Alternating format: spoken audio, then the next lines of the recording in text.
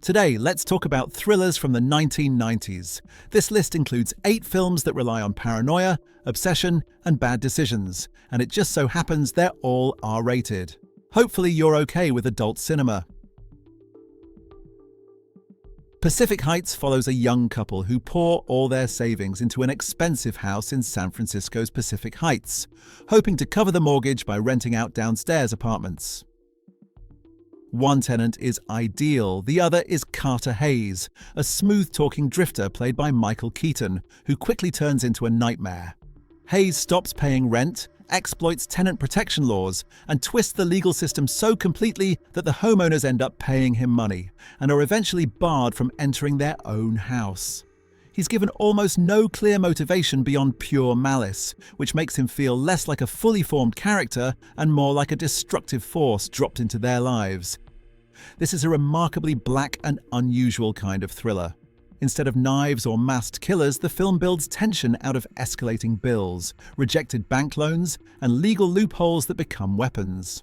Stephen King once described this idea as economic horror, where fear comes not from monsters, but from financial instability and loss of control. And Pacific Heights fits that definition perfectly.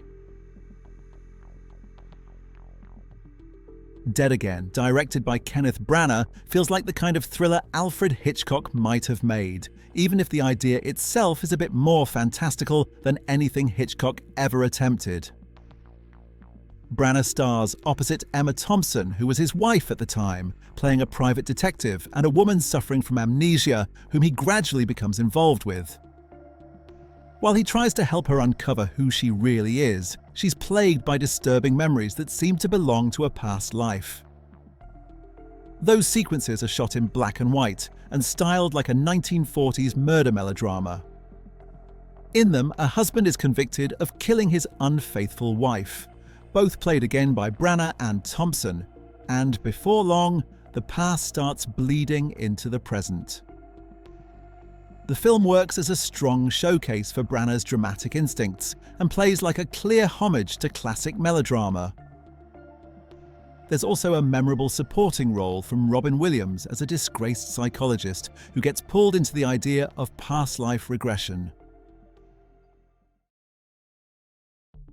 One False Move is a character-driven thriller directed by Carl Franklin and co-written by Billy Bob Thornton.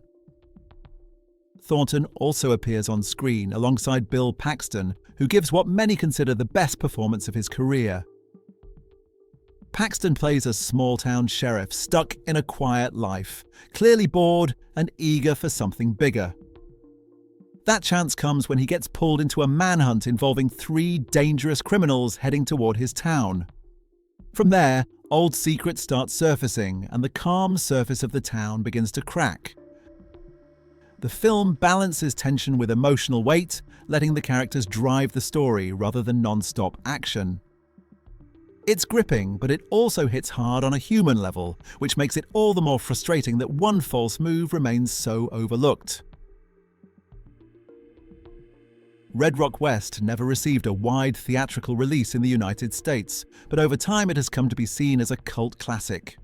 It's a shadowy neo-noir thriller from director John Dahl. The story follows a down-on-his-luck drifter who ends up in serious trouble after a case of mistaken identity involving a hitman. A big part of the appeal is the pairing of Nicolas Cage and Dennis Hopper, both in peak form, playing off each other for the entire ride. The story turns into a tense cat-and-mouse game set against rural Wyoming, and it keeps tightening the screws as it goes. Malice is set in Massachusetts, where Tracy and Andy rent out a room in their house to surgeon Jed Hill. Jed first enters their lives after performing surgery on a college student who was attacked by a serial rapist. When Tracy later requires surgery herself, Jed becomes directly involved with the couple, and Andy begins to suspect that there is more to both Jed and Tracy than he initially believed.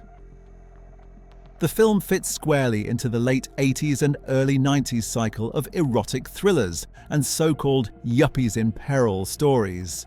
Aaron Sorkin's screenplay draws on that tradition and is packed with red herrings and unexpected twists, constantly pushing the audience toward false assumptions. The film is carried by strong performances across the board.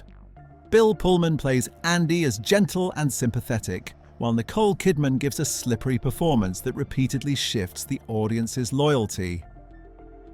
The standout, however, is Alec Baldwin, whose confident presence turns Jed into an inscrutable and genuinely terrifying figure.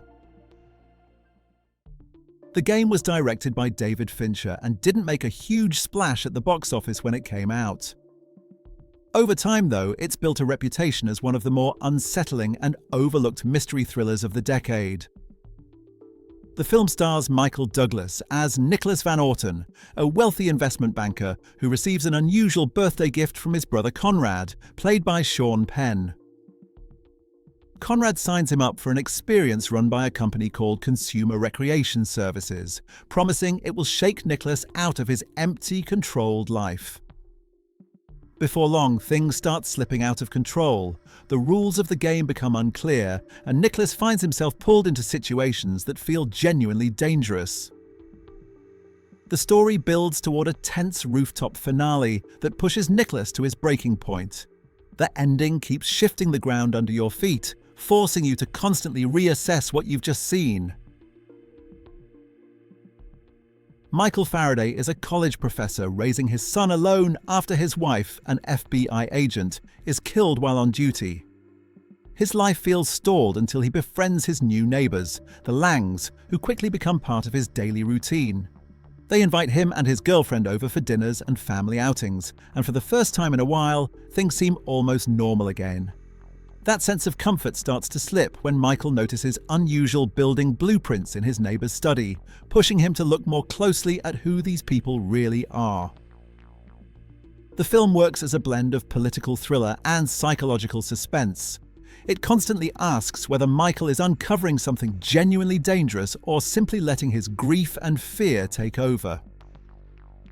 Even though it was released before September 11th, its focus on domestic terrorism feels disturbingly grounded because the threat is portrayed as ordinary and close, not distant or abstract. The film does ask for some suspension of disbelief, but it rewards that patience with sustained tension and an atmosphere that grows more uneasy the longer it goes on.